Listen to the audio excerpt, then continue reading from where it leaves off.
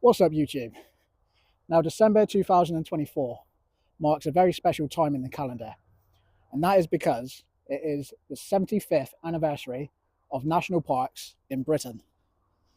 So I thought in this video I'd give you a nice little brief rundown of some history of Dartmoor and the establishment of a national park. So let's get into it, shall we? In 1949, the government passed the National Parks and Countryside Act, and this set the stage for the creation of national parks throughout the country. And this became the foundation for preservation and public access to some of the UK's most beautiful landscapes. In 1950, the now famous Dartmoor ponies were estimated to be in numbers of around 30,000, roaming free across the moorland. In 1951, the Peak District was designated as England's first national park. Shortly after, Snowdonia was designated as Wales's first national park. And on October 30th, Dartmoor joined their ranks and officially gained status as a national park. In 1954, the television mast was built at North Hessery Tor, just outside Princetown, and that is now an iconic Dartmoor landmark. 1957 saw the completion of Avon Dam, which joined many of Dartmoor's reservoirs and became an important water source throughout the region. In 1968, plans were set in motion for Meldon Reservoir to be built, and in 1972, it finally was built, marking it to be the last major reservoir built on Dartmoor.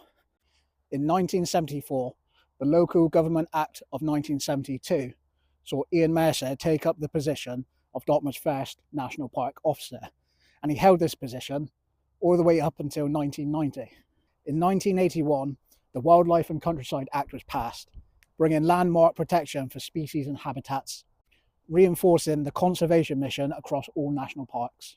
In 1985, the Dartmoor Commons Act was passed, which gave the legal right for all to walk and ride on horseback on all common land across Dartmoor, greatly expanding public access. 1986 saw the drastic decline of Dartmoor ponies, with estimated numbers of around 3,000, significantly lower than previous decades. In 1989, the Dartmoor Common bylaws came into effect, granting rangers more power to regulate and manage public access across all Dartmoor common land.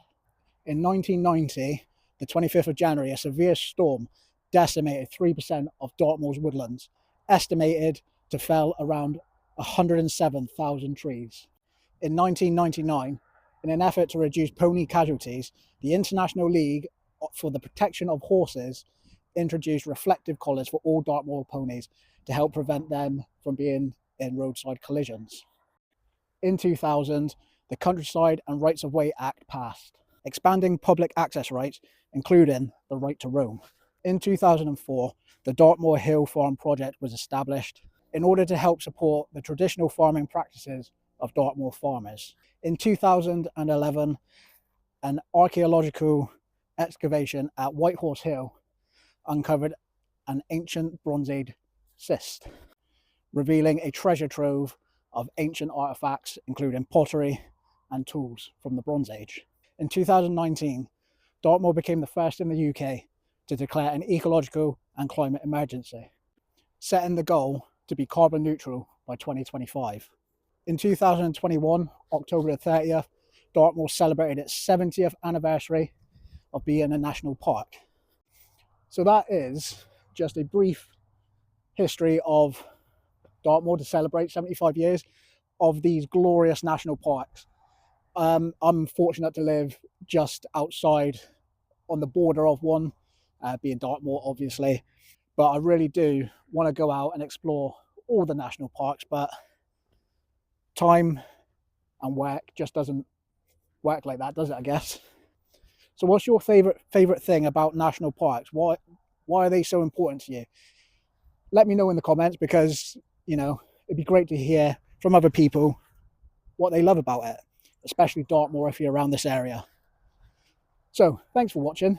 Hopefully you've enjoyed the video and you've learned a little bit, and if you have, please consider subscribing to the channel for more hiking, wild camping and gear reviews.